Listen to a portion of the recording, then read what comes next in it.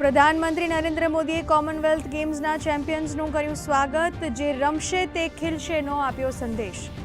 Always cheer four ભારતનો નારો આપી વધાર્યો ખેલાડીઓનો જુસ્સો.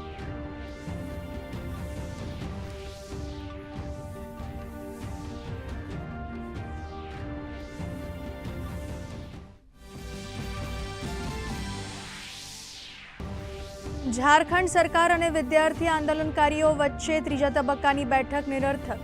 જેપીએસસીના 3 સભ્યોના રાજીનામાને પગલે ગરમાયો રાજકીય પારો. સોમવારે વિધાનસભા માર્ચની જાહેરાતને પગલે રસ્તાઓ પર તારની વાડ અને પ્લેટગન સાથે તૈનાત પોલીસ કાફલા મુદ્દે ભાજપનું આક્રમક વલણ.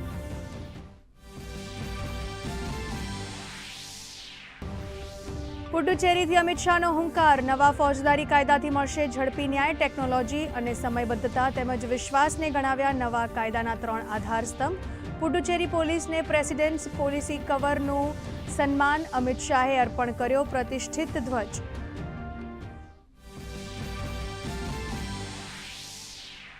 સમગ્ર રાષ્ટ્રમાં દેશભક્તિનો જુવાળ. પ્રધાનમંત્રીએ સોશિયલ મીડિયાના માધ્યમથી તિરંગા અભિયાનમાં ઉત્સાહપૂર્વક ભાગ લેવા નાગરિકોને કરી હાકલ. ગૃહમંત્રીએ પુડુચેરી ખાતેથી તિરંગા યાત્રાને આપી લીલી ઝંડી, તો યુવાઓમાં રાષ્ટ્રધ્વજના વધતા જોડાણ પ્રત્યે ઉપરાષ્ટ્રપતિએ વ્યક્ત કરી હર્ષની લાગણી. મહાકાલ મંદિરથી પરત આવતા ધાર ઉજ્જૈન હાઈવે પર પંચમહાલના 6 યુવાનોના કરુણ મૃત્યુ. રોંગ સાઈડમાં પૂરપાટ ઝડપે આવી રહેલા ટ્રેલરે ઇકો કારને અડફેટે લેતા સર્જાયો અકસ્માત. અકસ્માતને પગલે ગોધરા અને શહેરમાં ગમગીનીનો માહોલ.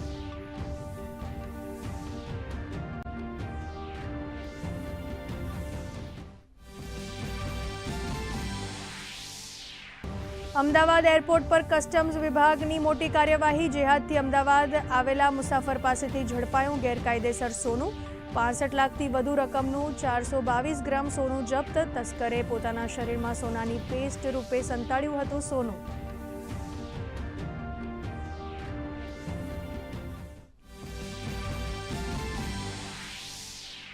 ખેડાના 8 વર્ષના બાળ કલાકારે રાષ્ટ્રીય સ્તરે વધાર્યું ગુજરાતનું ગૌરવ. કર્તવ્ય રાણાએ 9 દિવસમાં શ્રી કૃષ્ણ પર આધારિત 55 લાઈવ મોનો એક્ટિંગ કરીને હાંસલ કરી સિદ્ધિ. ઇન્ડિયા બુક ઓફ રેકોર્ડ્સમાં મેળવ્યું સ્થાન.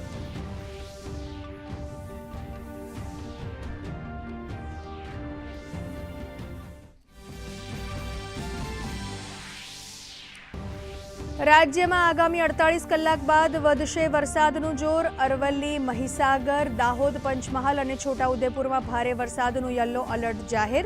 તો રાજ્યમાં અત્યાર સુધીમાં નોંધાયો સામાન્ય કરતાં 9% વધુ વરસાદ. સૌરાષ્ટ્રમાં 13% ઓછો વરસાદ.